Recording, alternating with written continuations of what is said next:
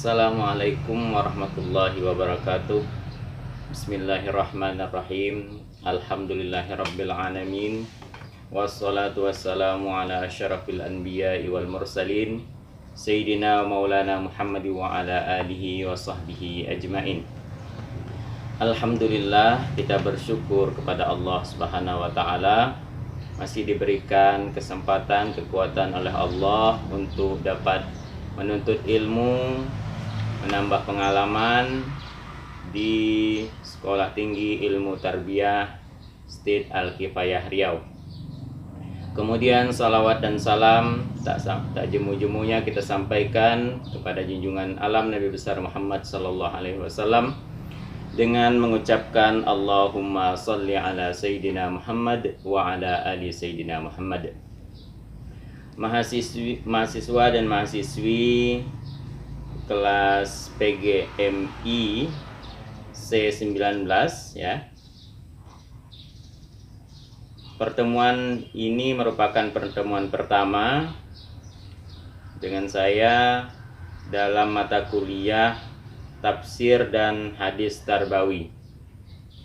Pada pertemuan yang pertama ini saya ingin memperkenalkan secara singkat. Nama saya Arifah Irrahman SUD MA. Saya menempuh pendidikan S1 di UIN Sultan Syarif Kasim Riau dan S2 di UIN Sunan Kalijaga Yogyakarta. Di State Al-Kifayah Riau saya mengampu mata kuliah Tafsir dan Hadis Tarbawi, kemudian ada juga mata kuliah Qiraatul Quran. Pada pertemuan yang pertama ini saya ingin menyampaikan silabus perkuliahan kita. Dalam silabus ini dijelaskan tentang identitas mata kuliah, capaian pembelajaran, kemudian ada bahan kajian, ada juga di sini disebutkan tentang referensi yang kita harus penuhi untuk mempelajari tafsir dan hadis tarbawi ini. Kemudian ada juga tentang sistem penilaian kita selama perkuliahan. Yang pertama sekali yang ingin saya sampaikan adalah bahwa mata kuliah kita adalah mata kuliah Tafsir dan Hadis Tarbawi. Mata kuliah ini berjumlah 2 SKS, kemudian dipelajari pada semester ganjil. Ya. Kemudian ada capaian pembelajaran. Capaian pembelajaran untuk mata kuliah Tafsir dan Hadis Tarbawi yang ingin kita capai adalah terutama pada sikap, pengetahuan, dan keterampilan praktis ya. Yang pertama sikap ya, mahasiswa diharapkan mampu merenungi kandungan tafsir Al-Quran dan hadis. Kemudian mahasiswa dapat mengamalkan dan mengaplikasikan nilai-nilai yang terkandung di dalam tafsir Al-Quran dan hadis. Kemudian pada capaian pengetahuan, mahasiswa mampu menguasai ilmu tentang tafsir dan hadis tarbawi. Kewajiban menuntut ilmu, tema-temanya ya, materi yang akan kita bahas dalam mata kuliah tafsir dan hadis tarbawi adalah kewajiban menuntut ilmu, kedudukan orang yang berpendidikan, ilmu pengetahuan, Allah dan Rasul sebagai pendidik, kemudian karakter pendidik atau guru, sikap yang dididik yakni murid, kemudian metode pendidikan, media pendidikan, tujuan pendidikan, pendidikan akidah, pendidikan ibadah, dan pendidikan akhlak. Ini materi atau pengetahuan yang akan kita dapatkan ketika mempelajari tafsir dan hadis tarbawi. Kemudian keterampilan yang ingin kita capai ya, melalui pemahaman teoritis mata kuliah Tafsir dan Hadis Tarbawi ini diharapkan kita dapat mempraktekkan secara langsung pesan-pesan yang telah disampaikan ketika membaca Al-Quran maupun hadis Rasulullah ya. Kemudian juga perlu bahwa Dengan pengetahuan tafsir dan hadis tarbawi ini, kita dapat menjadi seorang praktisi pendidikan yang bisa mengajarkan atau memberikan pengetahuan ke masyarakat tentang tafsir Al-Quran dan tafsir tentang hadis, ya, terutama tentang tafsir tarbawi dan hadis tarbawi. Ini yang paling pokok di mata kuliah kita. Kemudian perlu disampaikan bahwa bahan kajian, ya, dalam mata kuliah tafsir dan hadis tarbawi ini, yang pertama pengenalan tafsir dan hadis. Nah, ini pengenalan tafsir dan hadis tarbawi meliputi tentang pengertian, yakni definisi, ya. Definisi itu bisa jadi tentang etimologis dan secara terminologis, secara lughatan atau istilahan. Kemudian ada tentang sejarah perkembangan tafsir dan hadis tarbawi. Kemudian ada sistematika penulisan tafsir dan hadis tarbawi. Kemudian ada literatur yang menuliskan tentang tafsir tarbawi di Indonesia khususnya, ya. Kemudian ada bahan kajian. Bahan kajian yang kedua ada tafsir dan hadis tentang kewajiban menuntut ilmu. Ini terdapat di dalam surah At-Taubah ayat 122, yakni perintah tafaqquh fiddin. Kemudian ada perintah membaca, surah Al-Alaq 1-5. Kemudian ada perintah bertanya kepada yang ahli. Ini surah An-Nahl ayat 43.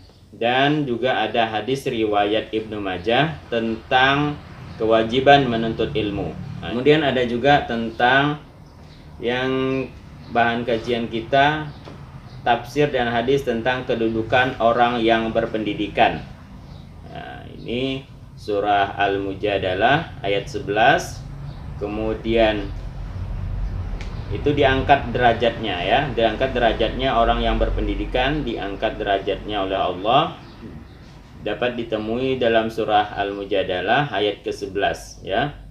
Kemudian orang berilmu merupakan orang yang paling takut kepada Allah. Ini surah Al-Fat ayat 27 sampai ke 28. Kemudian kedudukan orang yang berilmu, ya, berada di atas orang-orang yang jahil, orang-orang yang bodoh, ya.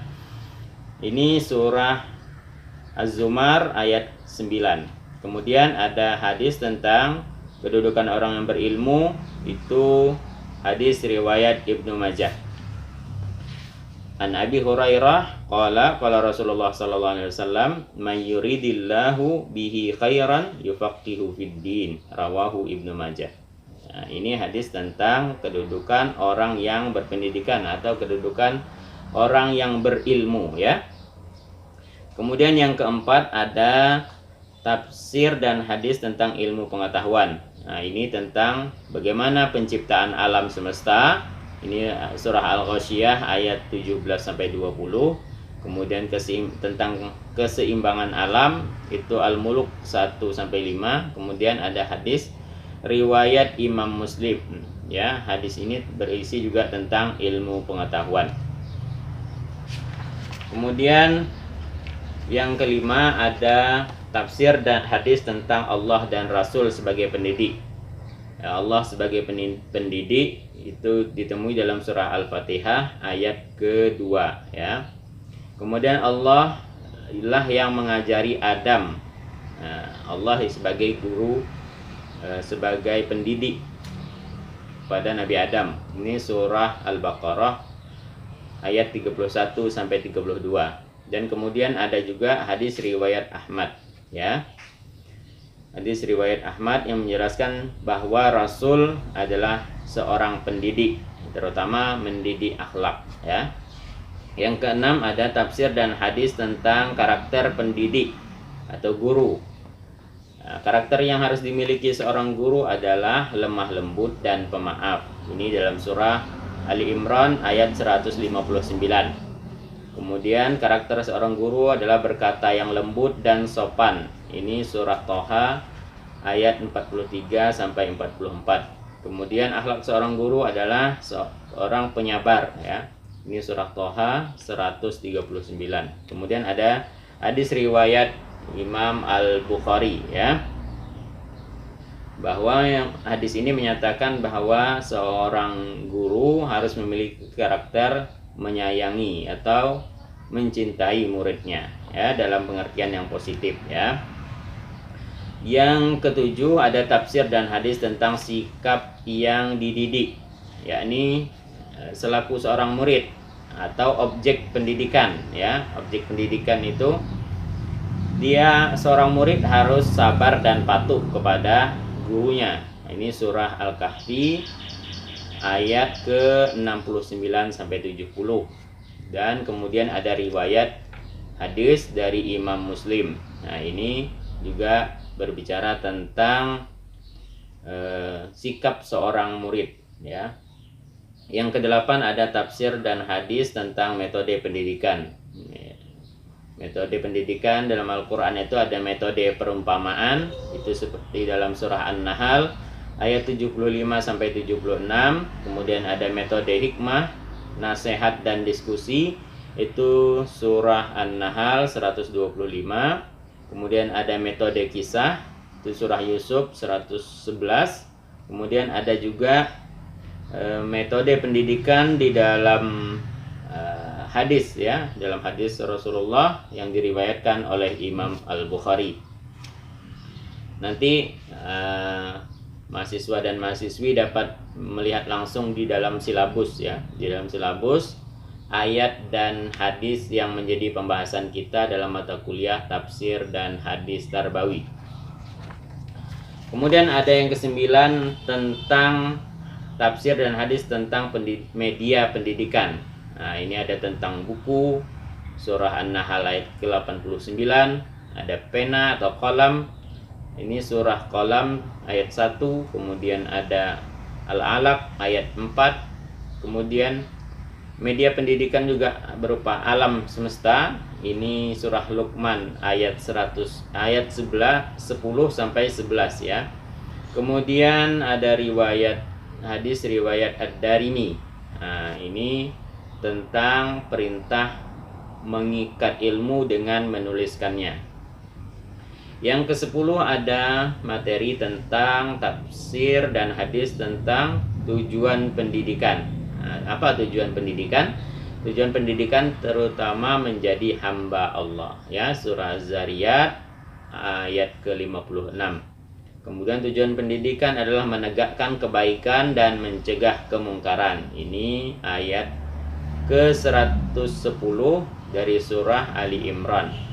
Kemudian ada tujuan pendidikan adalah menunjukkan ke jalan yang lurus. Ini surah Al-Maidah ayat 15 sampai 16, ya. Kemudian ada hadis riwayat At-Tirmizi. Hadis riwayat Tirmizi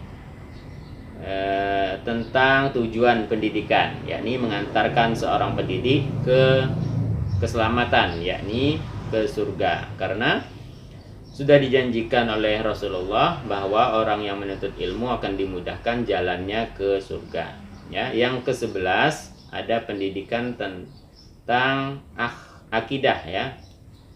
Pendidikan tentang akidah ini tafsir dan hadis tentang pendidikan akidah ini pembahasan tentang tauhid, itu surah Al-Ikhlas 1 sampai 4. Kemudian ada larangan syirik, surah Luqman ayat ke-13. Kemudian ada tentang rukun iman, surah Al-Baqarah 285, dan hadis riwayat At-Tirmizi. Nah, ini semuanya ayat-ayat ini dan hadis ini berisi tentang pendidikan akidah, ya. Kemudian ada yang ke-12 materi pembelajaran kita, tafsir dan hadis tentang pendidikan ibadah, ya.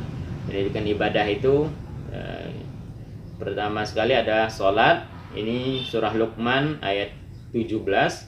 Kemudian tentang perintah puasa ayat 108, Al-Baqarah 183 sampai 184. Kemudian surah Al-Hajj, ini tentang haji ya, tentang ibadah haji, surah Al-Hajj ayat 27 sampai 28. Kemudian ada hadis riwayat Imam Bukhari ya, tentang bunyal Islam ya, tentang rukun Islam yang 5 ya. Ini tafsir dan hadis tentang pendidikan ibadah. Kemudian ada tafsir dan hadis tentang pendidikan akhlak. Nah, ini Al-Quran juga berbicara tentang akhlak ya, seperti berbakti kepada kedua orang tua. Ini dapat ditemui dalam surah Al-Isra ayat 23 sampai 24. Kemudian ada larangan sombong dan bersuara keras. Ini surah Luqman ayat 11 sampai 19.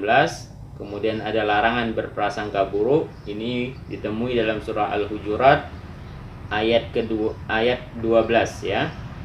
Kemudian ada juga hadis riwayat Imam Bukhari. Nah, ini tentang akhlak ya, tentang akhlak, hadis tentang akhlak.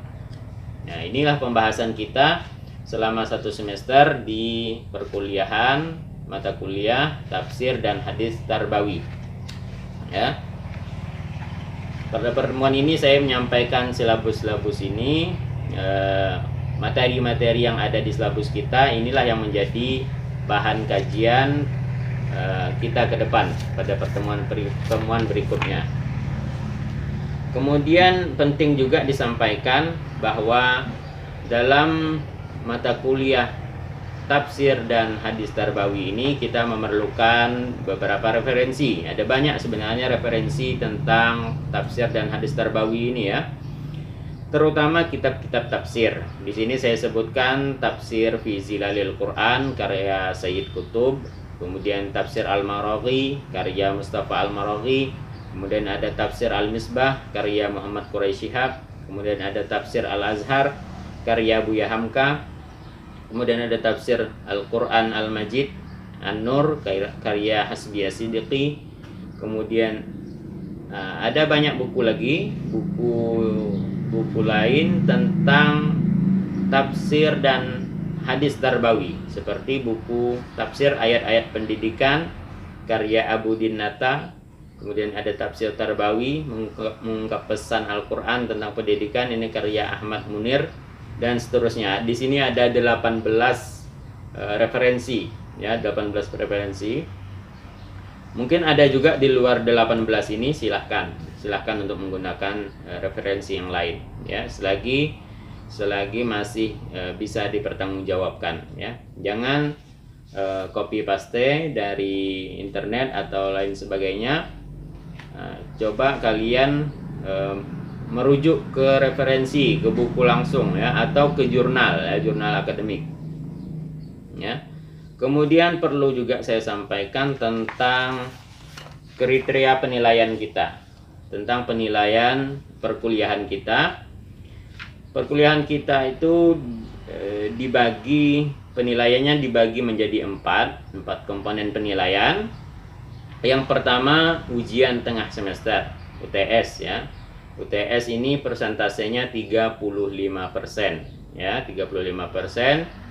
Kemudian yang kedua ujian akhir semester, UAS. Ini 35% ya, 35%. Kemudian yang ketiga tugas terstruktur 15%. Kemudian yang keempat tugas mandiri, ini 15% ya.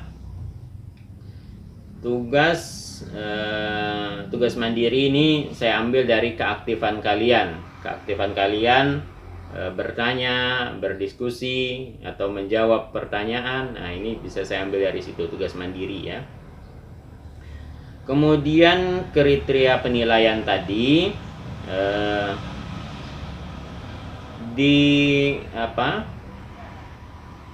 perkuliahan tersebut dinilai, ada yang dinilai dengan angka, ada yang dinilai dengan huruf ya. Hasil keseluruhan penilaian itu ada yang dinilai dengan angka dan ada yang dinilai dengan huruf ya. Ada yang paling tinggi itu dapat nilai hurufnya A, itu angka bila dikonversikan ke nilai angka ada 85 sampai 100, itu dapat A.